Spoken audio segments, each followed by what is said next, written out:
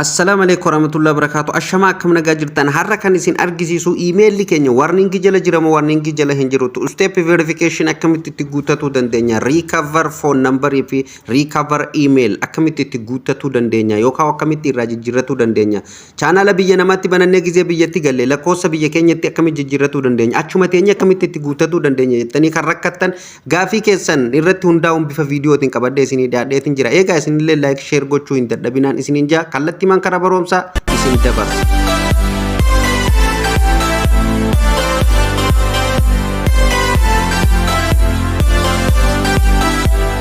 walitti deebinee jirra eegaa emaila keenya biyya namaa keessatti banannee biyya keenyatti gizee galle lakkoofsi ni jijjiirama waan ta'eef yoo inni koodii nu gaafate akkamitti koodii san arganna lakkoofsa sun cufamee jettanii kan rakkatan in rakkatina biyya barbaadan teessanii lakkoofsa biyya keessanii itti guuttatu dandeessan jechuudha kana godhuuf yeroo tokkoof settingii kana namni dhabeen jiru keessan galtu yeroo tokkoof sana booda akkanatti ol harkistu jechuudha bilbila keessan ol harkistanii bilbilli garagara waan ta'eef isin kanuma hundarrattu Google wanni jedhamu hin dhabamu Google kan jedhu kanarratti ni cuqaastu yeroo tokkoof yeroo tokkoof asirratti ni cuqaastu connection keessaniin dadhabaa yoo ta'e okay amma kiyya naabanamee jira jechuudha amma asirratti fuula gubbaa kanarratti akkanatti email isin YouTube banattanii qabdan san fakkeenyaaf email isin channel banattanii qabdan san maqaan isaa akkanatti gubbarratti yoo isin dhufe gamuma gadii kanaan kunoo asirratti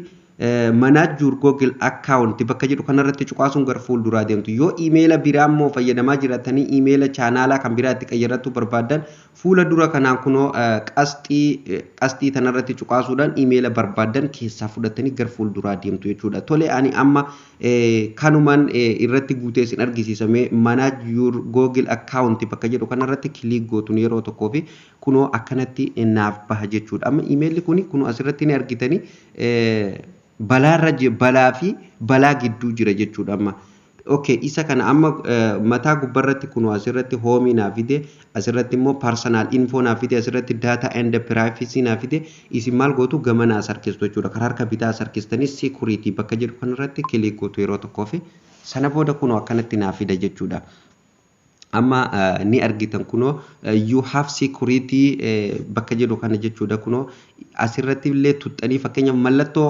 raajifannoo bakka isinitti mul'ataa jirtu kana daalachaa'ee kan mul'atu kanarrallee tuxxanii sirreeffatuu ni dandeessan jechuudha kanumarraan immoo karaa seera qabeessaatiin akka itti sirreeffataniin isin argisiisa jechuudha gabbuutanii jala kanatti illee yoo dubbiftan kunoo protect your account kan kee balarraa eeggadhu nuun jedha asirrallee sirreeffatu waa baay'eetu jira jechuun isin karaa seera qabeessaatiin akka isin itti guuttatan isin argisiisa akkanumatti gaduma buutu akkanumatti gadi buutu kuno amma asirratti recover phone nuun jedha jalatti immoo add mobile phone number nuun jedha jira lakkoofsa bilbilaa akka nu irratti guuttannu nu gaafataa jechuudha gama jalatti ammallee gadi darbee jechuudha kuno asirratti jechuudha recover email jedha email akka itti guuttannu nu gaafata jechuudha isiniif gala jeetiin yaada hordoftoota kiyya tole amma lakkoofsa irratti haa guuttannu mallattoo raajifannoo san balleessuuf balaarraa emaila keenya bilisa godhatuuf jechuudha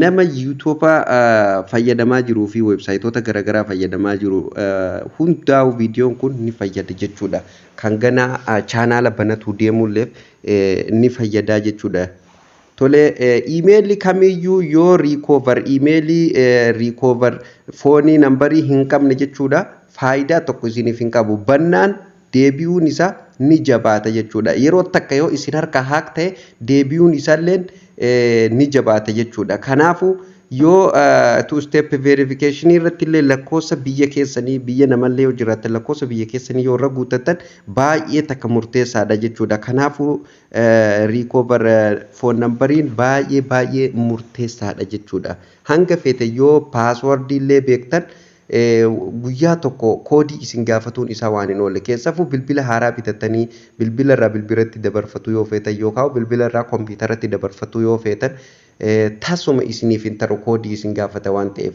kanaafuu koodii san isin koodii san yoo recover emailii hin beekne jechuudha isiniif hin darbu jechuudha kanaaf isin fayyada jechuudha tole amma asirratti eegana fide add recover phone naan jedha kunoo asirratti lakkoofsa itti guutadhan asirratti kilik gootu sana booda kunoo asirratti emaila dhiifama biyya naafida jechuudha alaabaa kana tuqxanii biyya filatuu dandeessan biyya keessa jirtan jechuudha yoo barbaadan mallattoo pilaasii gootaniituma koodii biyya keessa jirtanii irratti barreessitanii jechuudha alaabaan ufiinuu isiniif baati kunoo amma naabayee jira jechuudha alaabichi naabayee jira amma sana booda maaltu isinirraa eegama lakkoofsa irratti guuttatuu barbaadan san irratti guuttattanii jechuudha ani amma itti guutaan jira lakkoofsa itti eega guutanii gama gadii kanaan next bakka jedhu kanarratti kilik gootu yeroo tokkoo fi amma kunoo lakkoofsi asitti naaf dhufee jira jechuudha.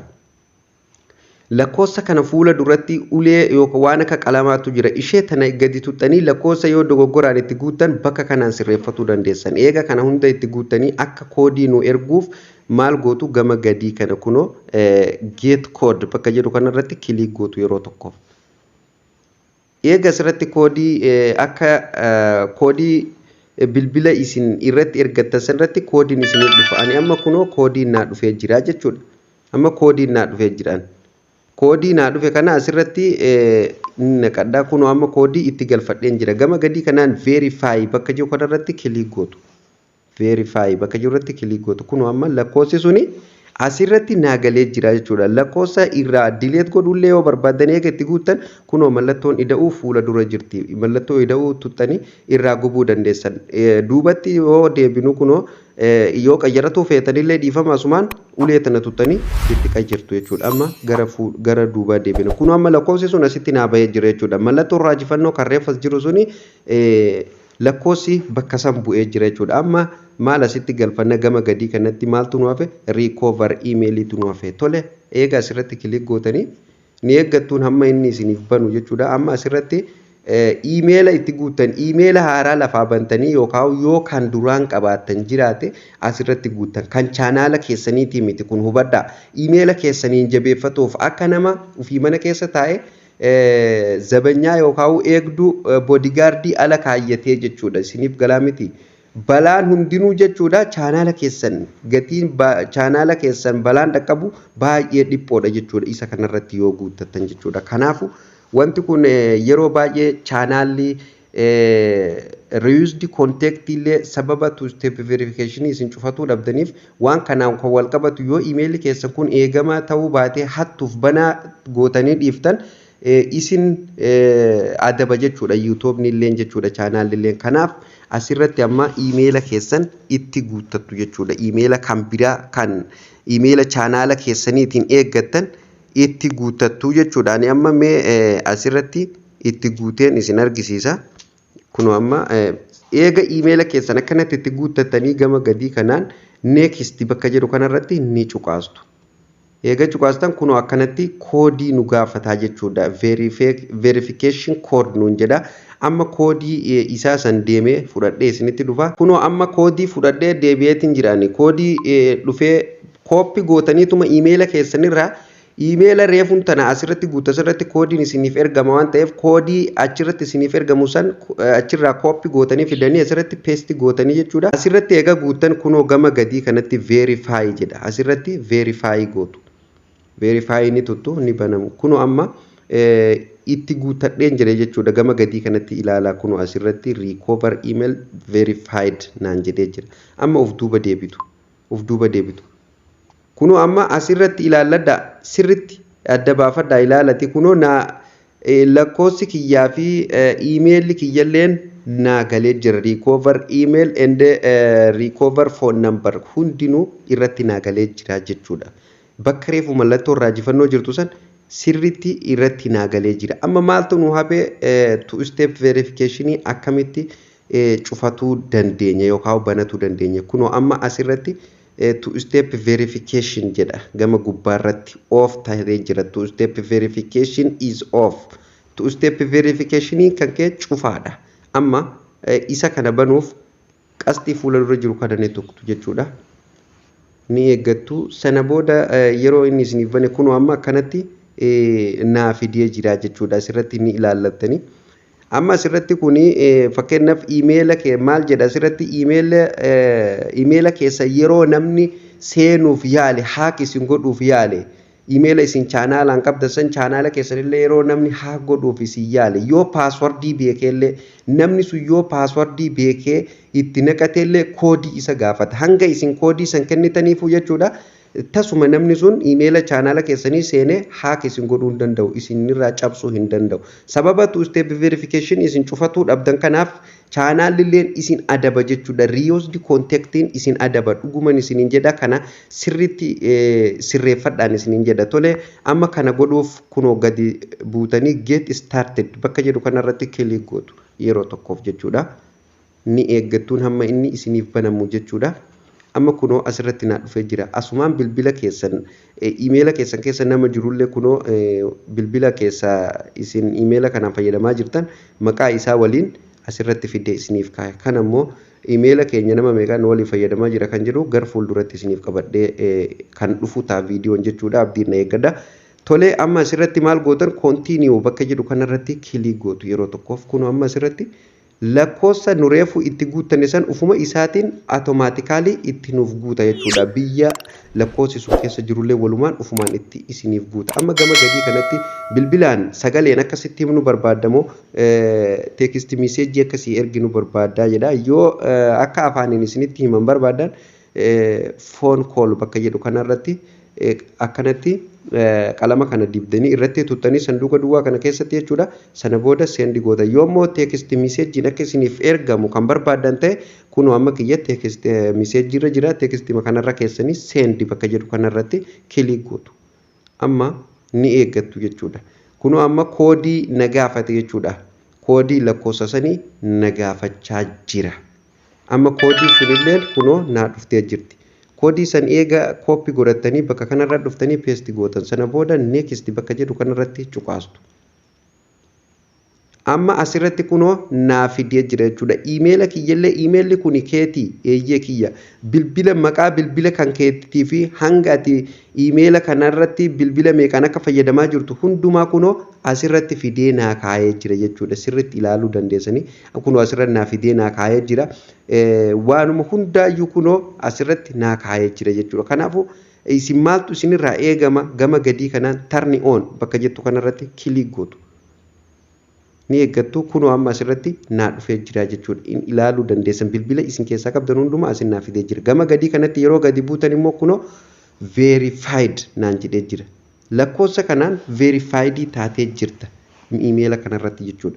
Sirriitti hordofaa. Abbaan fedheewu emaila keessan cabsuu hin danda'u jechuudha. Emailli keessan amma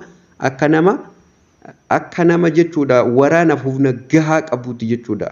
Kanaaf emaila keessan eegamaadha jechuudha akkaawuntiin keessan. Kanaafuu amma kunoo baakkood bakka jedhu kanallee fakkeenyaaf baakkoodiin kun baay'ee takka isin barbaachisa.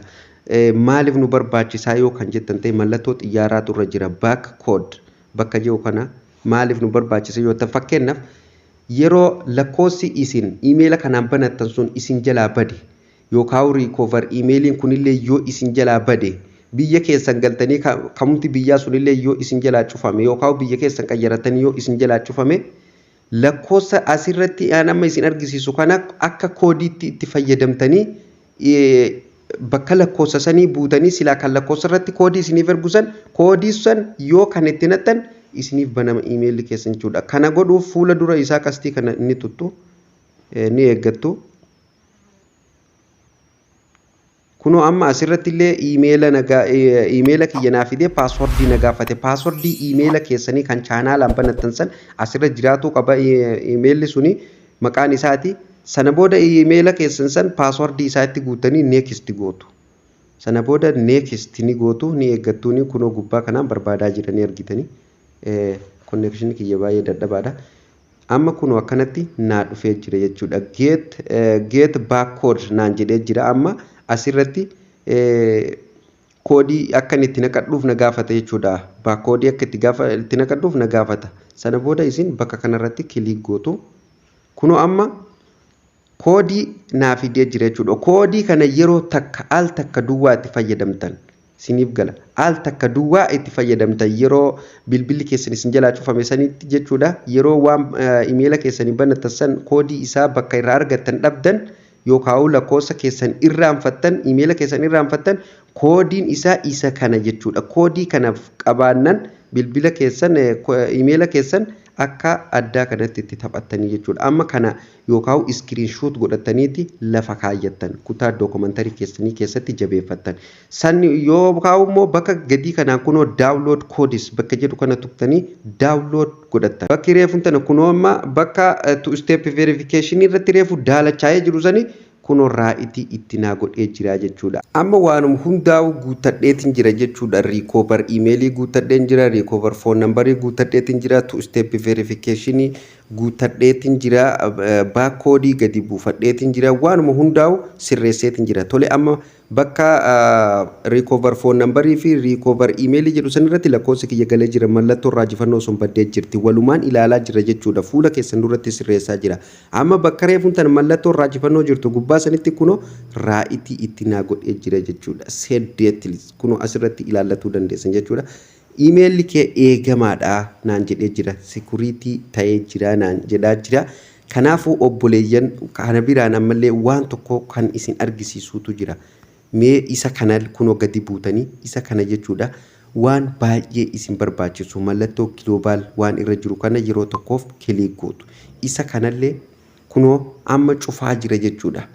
Amma isa kana ni bantu.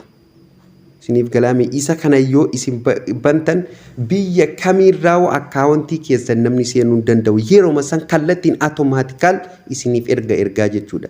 Iimeela keessan irratti iimeela keessan namni haa godhaa jira. Irratti yaalii geggeessaa jira jedhee mallattoo adda addaatiin isiniif erga jechuudha ergaa. Kanaafuu isa kana kunoo asirratti maayinasiin jirtu tana fuula dura isee inni akkanatti yeroo tuttan akkanatti akka itti bantuuf si gaafata. Gadi buutanii tarni on bakka jettu kanarratti kilik gootu jechuudha.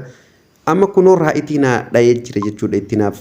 Kunoo asirratti kunoo on naan jedhee jira banamee jira jechuudha. Kana booda bilbilli keessan eegamaadha jechuudha. Iimeela keessan abbaan fedhe seenuu hin danda'u jechuudha. Hordoftootaf kabajamtoota kiyya akka isin gammachiisu abdii guutuun qaba. Eegaa isinillee chaanaala Oksijiin Oromiyaa subscribe godhuun mallattoo all notification irra kaa'u hin dagatinaan isiniin jedha. Viidiyoon har'aaf qabadde asuma irratti raawwata. Gar fuulduratti iimeela keenya namni meeqaatuun waliin fayyadamaa jiraa fi iimeela keenya eenyutu nu jala seenee keessa jira yookaan eessarraa akka seenanii fi akkamitti akka ofirraa itti keessaa baasuu dandeessan nama isin waliin fayyadamaa jiru. Akkamitti akka ofirraa itti keessaa baasuu dandeessan yookaan iimeela keessanii fi iimeela jaalallee keessanii akkamitti walirratti connect godhachuu akka itti dandeessan gara fuulduratti kan isin barsiisu ta'a. Viidiyoon har'aaf qabadde asuma irratti raawwata. Viidiyoo biraatiin hanga walitti deemnutti turtii